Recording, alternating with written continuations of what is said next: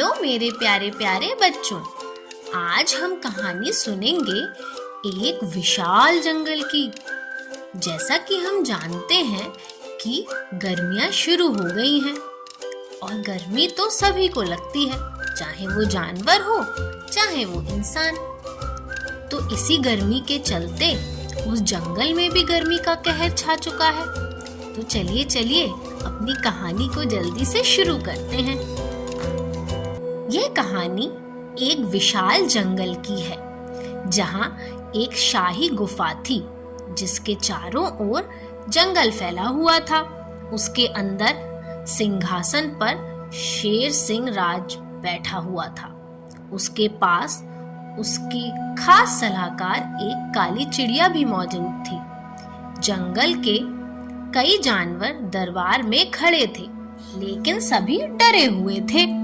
तभी रानू चिड़िया और मीनू मौसी आगे बढ़ते हुए बोली, महाराज, जंगल के सभी प्राणी आपके शासन से खुश नहीं हैं। आप कभी उनकी परेशानियों को नहीं सुनते हैं। एक राजा को अपनी प्रजा की देखभाल करनी चाहिए। क्या बकबक कर रही हो तुम दोनों?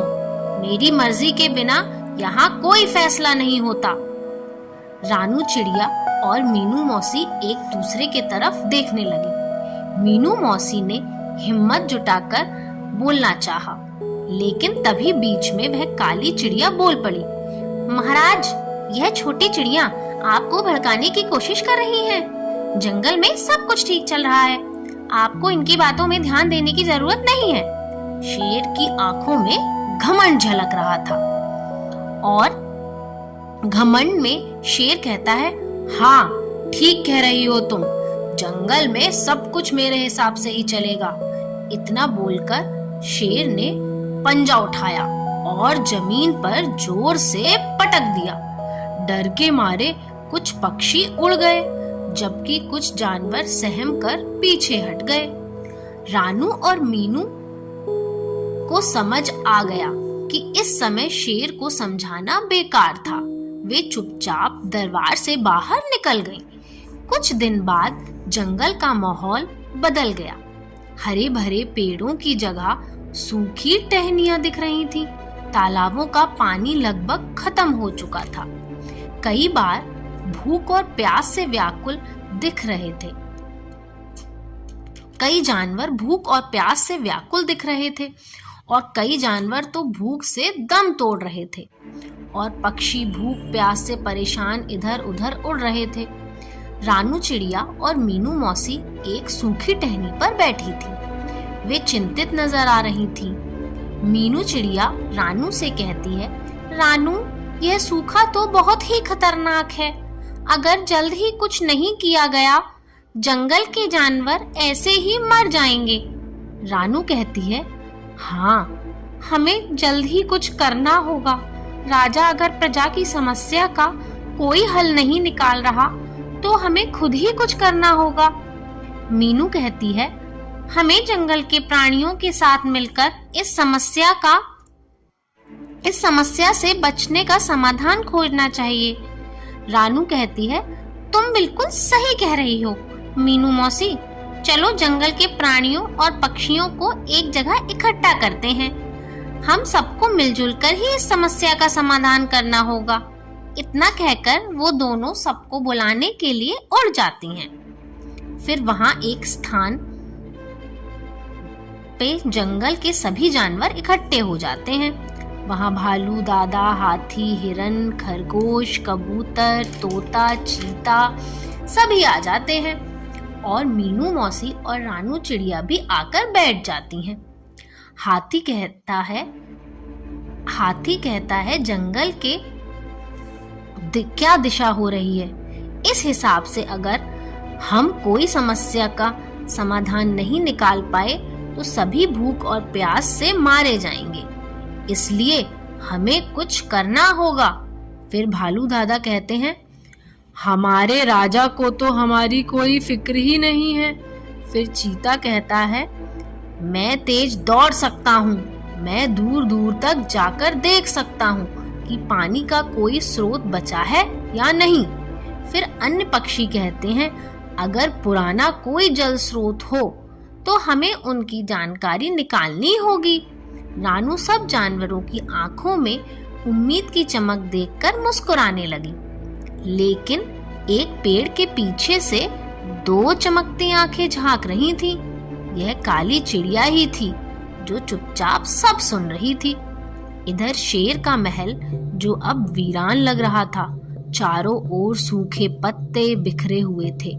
शेर अपने सिंहासन पर बैठकर आराम कर रहा था। तभी वहां काली चिड़िया आकर बोली, महाराज, जंगल में आपके खिलाफ बगावत हो रही है। शेर गुस्से में उठकर पूछता है, मतलब? फिर काली चिड़िया मीनू मौसी और रानू चिड़िया के खिलाफ भड़काती हुई कहती है, वो दोनों मिलकर जंगल में आपके खिलाफ बगावत कर रही हैं। वो दोनों जंगल के सभी जानवरों को आपके खिलाफ भड़का रही हैं। वो सब बिना इजाजत के मीटिंग कर रही हैं। यह सुनकर शेर भड़क गया और बोला, मुझे बिना पूछे उनकी मीटिंग करने की हिम्मत कैसे हुई? जाओ, अभी बुलाओ उन दोनों को। मैं देखता हूँ जंगल में मेरे खिलाफ कोई कैसे साजिश कर सकता है। कुछ देर बाद रानू चिड़िया और मीनू मौसी शेर के सामने सहमी हुई खड़ी थी। अन्य जानवर भी खड़े थे। शेर तेज आवाज में बोलता है, तुमने मेरी बिना अनुमति के जंगल में मीटिंग क्यों रखी? फिर रानू चिड़िया कहती है, महाराज, हम जंगल की भलाई के लिए ही ये कर रहे थे। सूखा पड़ रहा है, तालाब सूख रहे हैं और जानवर प्यास से तड़प रहे हैं। हमें कोई समाधान निकालना होगा। शेर कहता है, तुम दोनों अपने आप को बहुत होशियार समझती हो, लेकिन इस जंगल का राजा मैं हूँ। मेरी बिना अनुमति के कोई फैसला लेने का तुम्हें हक नहीं है। तुमने जिन जानवरों के साथ मीटिंग की है, उन जानवरों को लेकर यहाँ से दफा हो जाओ। आज के बाद यहाँ मत आना। फिर मीनू मौसी कहती है, महाराज, हमें एकता में शक्ति का महत्व समझना होगा। हम सब मिलकर इस संकट का हल निकाल सकते हैं। लेकिन शेर ने उनकी एक ना सुनी। रानू मीनू दुखी मन से बाहर निकल गई। अब कुछ देर बाद रानू और मीनू चिड़िया और जंगल के कुछ जानवर जंगल के एक कोने में इकट्ठे थे। उनके सभी के चेहरे पर चिंता थी। उनमें से एक कबूतर बोला, मुझे याद है, बहुत साल पहले जंगल के पुराने हिस्से में एक झरना था जो कभी नहीं सूखता था। शायद हमें वहां जाना चाहिए। फिर दूसरा जानवर बोला, अगर ऐसा है तो हमें तुरंत वहां जाना चाहिए। हमें देर नहीं करनी चाहिए। सभी जानवरों ने एक दूसरे की तरफ देखा और सहमति देते हुए झरने की ओर निकल पड़े। जंगल का रास्ता मुश्किल था। चारों ओर सूखे पेड़ और तेज धूप थी। सभी परेशान थे। प्यास से होठ सूख रहे थे, लेकिन हिम्मत करते हुए वे आगे बढ़ते गए। कई घंटों की मेहनत के बाद घने जंगल के बीच से पानी की आवाज सुनाई दी। रानू चिड़िया खुशी से चहकती हुई बोली, हम पहुंच गए, ये रहा झरना। सभी जानवर खुशी से झरने की ओर दौड़ पड़े। झरना बह रहा था और उसके चारों ओर हरियाली थी। वहां की ठंडी हवा से सभी को राहत मिलने लगी। वो सभी पानी पीने लगे। इन सब ने जंगल के उसी हिस्से में बसने का फैसला कर लिया। फिर मीनू मौसी खुश होकर सभी से कहती है, देखा, जब हम एकजुट हुए तो रास्ता मिल ही गया। इधर शेर का जंगल वीरान हो चुका था। सूखे पेड़ और खाली तालाब दिख रहे थे। बस शेर अपनी गुफा के बाहर बैठा था। उसकी हालत कमजोर हो चुकी थी। भूख और प्यास से उसकी चाल लड़खड़ा रही थी। उसने अपने जंगल की ओर देखा। उसे कुछ नहीं दिखाई दिया। वह मन ही मन पछता रहा था, क्योंकि उसने खुद ही अपने जंगल की प्रजा को भगा दिया था। अब शेर ने हिम्मत करते हुए आगे कदम बढ़ाए और स्वयं ही अपनी प्रजा को खोजने का फैसला कर लिया। शेर कमजोर और थका हुआ भटकने लगा। उसके पैर भी साथ नहीं दे रहे थे, लेकिन वो हार मानने को तैयार नहीं था। अचानक उसे पानी के बहने की हल्की आवाज सुनाई दी। उसकी आंखों में चमक आई और शेर आगे बढ़ने लगा। कुछ दूरी पर झरने के किनारे सभी जानवर बैठे थे। वो पहले से ज्यादा स्वस्थ और खुशहाल नजर आ रहे थे। अचानक उन्होंने झाड़ियों में हलचल सुनी। सभी जानवर सतर्क हो गए। तभी झाड़ियों में से एक कमजोर और थका हुआ शेर निकल कर आया। उसे देखकर सभी चौंक गए। अब शेर के आंखों में अहंकार नहीं, पश्चाताप के आंसू थे। मीनू चिड़िया कहती है, महाराज पानी पीजिए। फिर शेर कहता है, तुम लोग सही कह रहे थे, एक राजा की शक्ति उसकी प्रजा होती है। जब प्रजा खुशहाल होगी तभी जंगल भी समृद्ध होगा। मुझे माफ कर दो। तब सभी जानवर शेर को क्षमा कर देते हैं और कहते हैं, महाराज आपको पश्चाताप है, हमारे लिए यही काफी है। फिर शेर की नजर एक पेड़ पर पड़ती है। उस पेड़ पर वही काली चिड़िया बैठी।